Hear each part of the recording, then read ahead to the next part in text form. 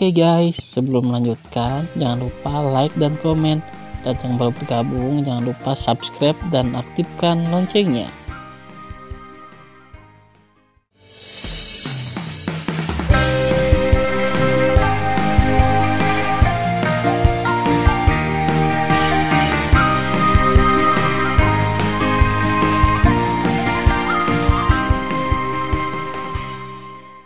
Episode 23. Melanjutkan cerita sebelumnya.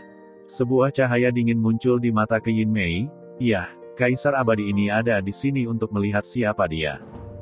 Setelah Yin mengambil keputusan, dia terbang keluar dari aula ruang waktu, kembali ke kota 8 lagi, kembali ke istana Kaisar Abadi, dan memimpin 3 Kaisar Agung untuk mencapai rumah Tuan Kota. Dan biarkan Yin Tai, yang berada di tingkat 12 Kaisar Agung, mengikutinya ke aula ruang waktu di luar kota. Pada saat ini, Yin Tai dan 3 lelaki tua, total 5 kekuatan besar dari alam Kaisar Agung tingkat 12, menjaga aula ruang waktu dengan niat membunuh yang menginspirasi. Saat ini, Suan Yuanru dan yang lainnya yang bolak-balik di terowongan ruang waktu tidak tahu bahwa mereka sedang mendekati bahaya. Keesokan harinya, saat fajar, matahari terbit di timur. Tan Yun, sekelompok orang, berhenti terbang di atas laut. Melihat ke bawah, melihat melalui lapisan awan tipis, saya menemukan sebuah rumah megah yang tergantung di laut yang luas dan dalam di bawah. Mansion itu sebenarnya adalah istana yang terhubung dengan paviliun dan paviliun di luar istana. Istana ini adalah rumah rahasia ke-8 yang terkenal, yang merupakan area terlarang bagi semua makhluk abadi di dunia abadi ke-8. Ouyang Qian memandang Tan Yun dengan lembut dan berkata, mengapa rumah rahasia tidak dibangun di kota abadi ke-8? Bisakah wilayah laut di bawah rumah rahasia 8 hari menghasilkan mata air abadi? Mata Tan Yun memuji suara itu dan berkata, kamu sangat pintar. Kamu benar. Apakah kamu melihat paviliun dan paviliun di luar kediaman rahasia ke-8? Ouyang Qian menganggukkan kepalanya, apakah paviliun ini rahasia tersembunyi? Ya, Tan Yun menjelaskan, di luar istana rahasia, ada total 180 paviliun. Paviliun ini disusun sebagai deretan besar mata air yang terperangkap. Selama mata air abadi yang dibiarkan oleh surga dan bumi terbang keluar dari laut seluas 18 miliar mil peri di bawah rumah rahasia, susunan ini akan menyerap mata air abadi ke dalam rumah rahasia. Ouyang Qian memuja suara itu dan berkata, apakah kamu tahu banyak? Apakah hal-hal ini kamu pelajari ketika kamu menjadi Hongmeng Supreme? Tan Yun menggelengkan kepalanya dan matanya bingung. Tidak, saya bisa membaca sejak lahir sepanjang waktu yang lalu. Saya tidak memiliki guru untuk mempelajari keterampilan apapun. Betapa hebatnya, sepertinya kamu adalah kekasih surga. Ouyang Qian berbisik. Tan Yun tersenyum dan kemudian menyebarkan pesan kepada orang-orang, kami hanya butuh 1 hari untuk tiba di sini dari kota abadi ke-9. Anda harus menikmati pemandangan yang indah. Kami tidak tiba sampai 4 hari. Sekarang saya tidak akan membahas keindahan laut untuk saat ini. Saatnya berbisnis. Ketika kamu memasuki Menara Dewa Lingqiao, aku akan turun menemui wakil wali kota abadi ke-8.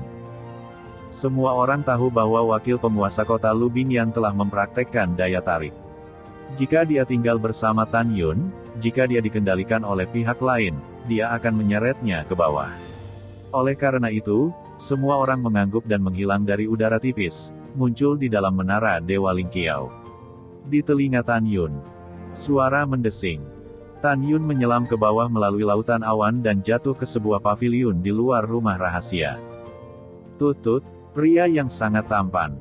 Dengan suara wanita cantik yang melembutkan tulang pria manapun, ruang di depan Tan Yun seperti riak air, dan seorang wanita berusia sekitar 20 tahun keluar dari udara tipis. Wanita itu mengenakan rok merah panjang setipis sayap jangkrik. Di bawah rok merah tipis, dia samar-samar bisa melihat tubuh indahnya. Ini adalah wanita cantik dari semua jenis. Setelah menontonnya, setiap orang memiliki dorongan untuk menginjak-injaknya sampai mati. Pesona. Sangat menawan. Wanita ini adalah Lu Bingyan, saudara perempuan dari Kaisar Abadi ke-8, dan wakil wali kota dari kota Abadi ke-8. Lu Bingyan menatap Tan Yun dan terkikik. Matanya yang indah menatap Tan Yun dan sepertinya melihat melalui jubah putih Tan Yun. Anak kecil yang tampan, siapa kamu? Apakah itu dikirim oleh saudari Kaisar untuk mengirim mata air abadi? Lu Bingyan mengedipkan mata pada Tan Yun, lalu melangkah maju, mengacungkan jari dan menggambar lingkaran di dada Tan Yun. Tan Yun berkata pelan, "Iya, Kaisar abadi yang meminta penjahat untuk mengirim mata air abadi. Kalau begitu ikut aku." Lu Bingyan memutar pinggang Ying Ying dan membawa Tan Yun keluar rumah rahasia ke-8. Tanpa melihat gerakan Lu Bingyan, gerbang istana rahasia 8 terbuka dengan bunyi gedebuk. Kemudian Tan Yun mengikuti Lu Bingyan ke rumah rahasia 8. Tiba-tiba, matanya menyala, tetapi dia melihat ada puluhan ribu mata air abadi di rumah rahasia besar itu, seperti naga raksasa yang sedang berlayar. Dengan mata air abadi ini, Subing dan aku dapat meningkatkan ranah secepat mungkin, bisik Tan Yun. Pada saat ini, Lu Bingyan mengusap lengan batu gioknya dengan lembut, dan pintu aula tertutup. Bocah kecil yang tampan, jangan buru-buru menyerahkan mata air abadi sekarang. Ayo, orang-orang tidak sabar. Lu Bingyan melepas rok merah tipisnya sambil berbicara. Hanya ada perut dan saku ungu di sekujur tubuhnya, yang mengikat bagian atas tubuhnya. Setelah Tan Yun melihatnya, sudut mulutnya membentuk senyuman. Bocah tampan itu tersenyum, tetapi itu menjadi semakin menawan.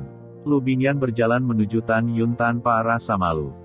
Tan Yun mengerutkan kening dan berkata sambil tersenyum, "Lu Bingyan, kamu benar-benar serangga garpu kuda." Orang-orang tidak mengerti apa yang dikatakan bocah tampan itu. Lu Bingyan mengerutkan kening. "Tidak masalah jika kamu tidak mengerti.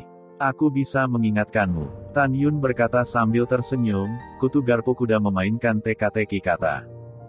Pidato bau. Setelah Lu Bingyan membentuk kata, "Sao," di benaknya, wajahnya menjadi dingin hingga titik beku. "Kamu pria bodoh, beraninya kamu mempermalukan aku."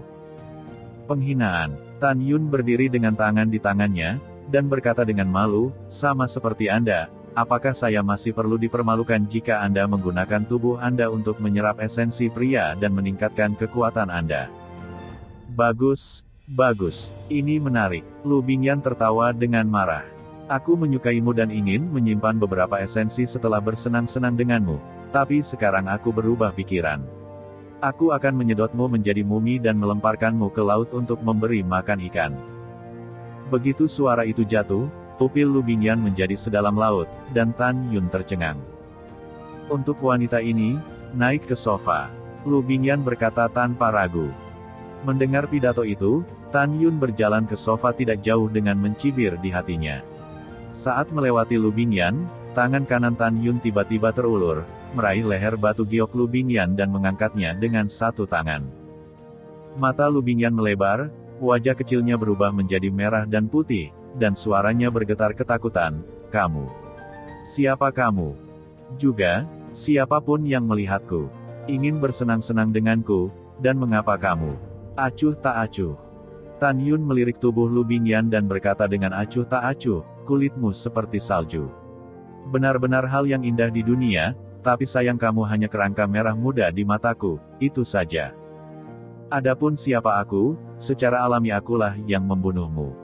Suara Tan Yun baru saja jatuh. Ketika dia akan memulai, sebuah suara wanita terdengar di luar aula, "Bingyan, apakah kamu di sana?" Lu Bingyan mendengarkan suara yang familiar itu seolah-olah lelaki yang tenggelam itu telah mengambil suara terakhir dan berteriak, "Xiao Qian, selamatkan aku." Suara Lu Bingyan tiba-tiba berhenti, dan lehernya terjepit oleh tangan kanan Tan Yun. "Bingyan! Bang!" Dengan suara cemas, gerbang istana terbuka, dan pecahannya melesat ke segala arah. Xiao Qian berpakaian hitam, dipenuhi dengan nafas tingkat 12 Kaisar Agung, muncul di belakang Tan Yun, memegang pedang dan menunjuk ke Tan Yun. "Lepaskan dia." Tan Yun memegang Lu Bingyan di tangan kirinya, melihat ke belakang perlahan, menatap wanita berbaju hitam di depannya, dan mengangkat alisnya, "Bagaimana jika aku bilang tidak?" Mata Xiao Qian menunjukkan niat membunuh yang dingin. "Apakah kamu tahu siapa dia?" "Dia." Tanpa menunggu kata-kata Xiao Qian jatuh, dia diinterupsi oleh Tan Yun sambil tersenyum, "Jangan bilang Karena kamu tahu, kamu berani membunuh. Tubuh Xiao Qian melonjak keluar dari kekuatan Kaisar Besar Guntur dan menunjuk ke Tan Yun dengan pedang. Sudah kubilang, aku adalah tingkat ke-12 dari wilayah Kaisar Agung. Aku memerintahkanmu untuk segera melepaskan Lu Bingyan, kalau tidak aku akan menghancurkanmu menjadi berkeping-keping. Yah, aku takut. Aku akan membiarkannya pergi. Tan Yun berkata lemah, telapak tangan kanannya tiba-tiba mematahkan kepala Lu Bingyan, dan tangan kirinya melemparkan tubuh tanpa kepala itu ke kaki Xiao Qian. Kamu, Xiao Qian memerah karena marah.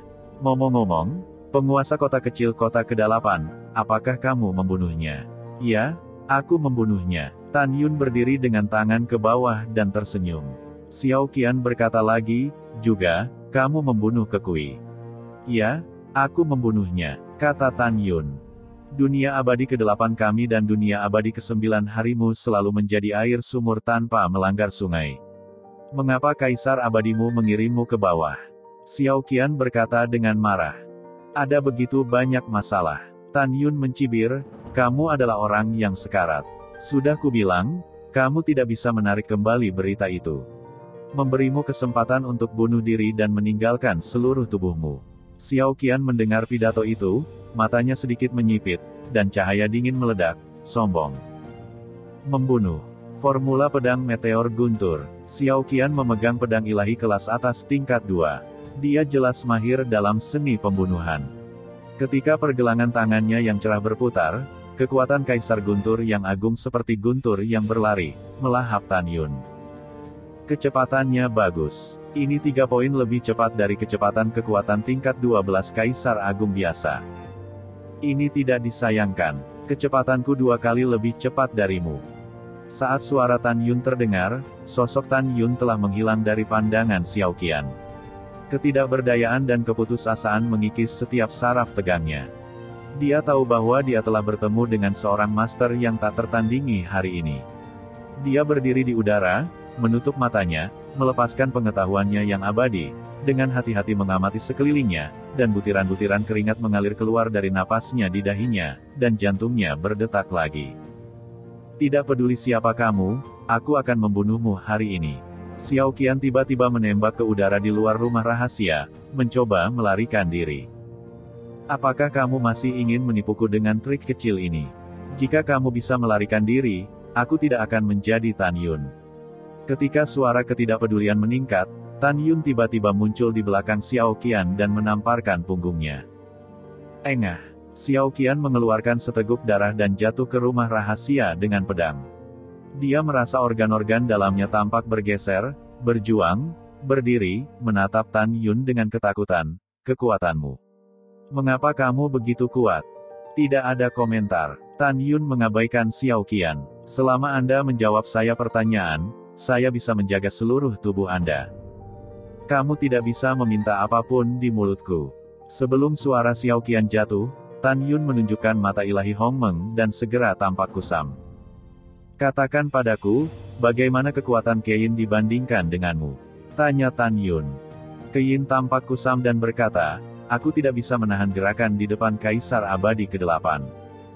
Tan Yun mengerutkan kening dan bergumam, aku tidak bisa menahan gerakan. Sepertinya kekuatan Keyin sangat kuat.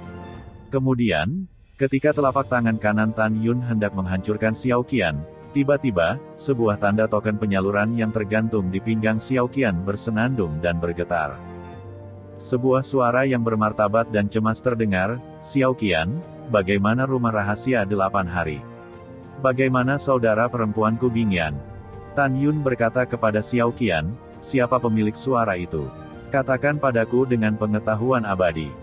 Segera, suara Xiao Qian terdengar di benak Tan Yun, dia adalah Kaisar Abadi ke-8. Tan Yun berkata, katakan padanya bahwa rumah rahasia 8 hari baik-baik saja, dan Lu Bingyan baik-baik saja. Setelah menerima perintah, Xiao Qian berkata kepada token penyaluran, laporkan kembali kepada Tuan Kaisar Abadi, rumah rahasia ke-8 dan saudara perempuanmu baik-baik saja. Token penyaluran kemudian bergetar, dan suara Keyin keluar, itu bagus. Sepertinya alarm palsu. Kaisar Abadi memperhatikan bahwa seseorang di dunia abadi ke-9 sedang mentransmisikan ke dunia ke-8 saya. Diperkirakan akan tiba dalam 6 hari. Pengunjung itu tidak dikenal, dan saya tidak tahu berapa banyak orang kuat di sana. Sekarang Anda segera berangkat ke 6 kota abadi dan biarkan 6 penguasa kota datang sesegera mungkin. Kemudian token penyaluran kembali tenang. Tan Yun memberi isyarat, token psikis dari pinggang Xiao Qian diambil ke tangannya dalam waktu singkat. Setelah Tan Yun memasukkan token psikis ke dalam cincin peri, dengan lambaian tangan kanannya, kekuatan surgawi menelan Xiao Qian, dan segera, Xiao Qian terbang menjadi abu dan mati. Tan Yun bingung, masih ada orang dari dunia abadi ke-9. Siapa itu? Apakah seseorang menemukan token Kaisar Abadi ke-9 dan datang ke dunia abadi ke-8? Iya. Aku akan pergi dan melihat-lihat dalam 6 hari. Setelah mengambil keputusan, Tan Yun meminta Sen Subing untuk meninggalkan menara Dewa Ling Qiao dan memasukkan semua mata air abadi di rumah rahasia 8 hari ke dalam cincin dewa. Suamiku, kemana kita akan pergi selanjutnya? Kata Sen Subing. Jadi dalam 5 hari ke depan, aku akan membawamu dan Yukin ke dasar laut untuk menikmati pemandangan yang indah. 5 hari kemudian, kita akan pergi ke luar kota abadi 8 untuk melihat siapa yang datang dari dunia abadi ke-8. Mendengar pidato tersebut, wajah Sen Subing penuh dengan kebahagiaan. Mulut Tan terbuka dengan lembut dan meringkuk di pelukan Tan Yun, suamiku, setelah sekian lama, aku tidak menyangka kamu masih ingat apa yang aku katakan. Tan Yun memeluk Sen Subing dan berkata dengan tulus, saya ingat setiap kata yang Anda ucapkan di masa lalu. Kamu juga bilang kamu akan memberiku seorang pria dan seorang wanita. Sen Subing mengangguk dan berkata dengan lembut, setelah balas dendam kita, aku akan melahirkan sepasang anak untuk suamiku. Dalam 5 hari berikutnya, Tan Yun mengajak gadis-gadis itu mengunjungi pemandangan dasar laut yang indah. Para peri tidak menyangka bahwa pemandangan terindah di negeri dunia abadi itu bukanlah di langit, melainkan di dasar laut. Keesokan hari. Kora abadi ke-8. Padang rumput di luar kota. Di luar aula ruang dan waktu, Qian Kaisar Abadi ke-8, berdiri di tengah angin dan salju. Di belakangnya berdiri Yin Tai dan 3 tetua. Sadar akan fluktuasi spasial yang semakin kuat di aula ruang waktu, Qian berkata dengan dingin, para pengunjung akan segera keluar. Bersiaplah untuk pertempuran. Semua mengikuti perintah Kaisar Abadi.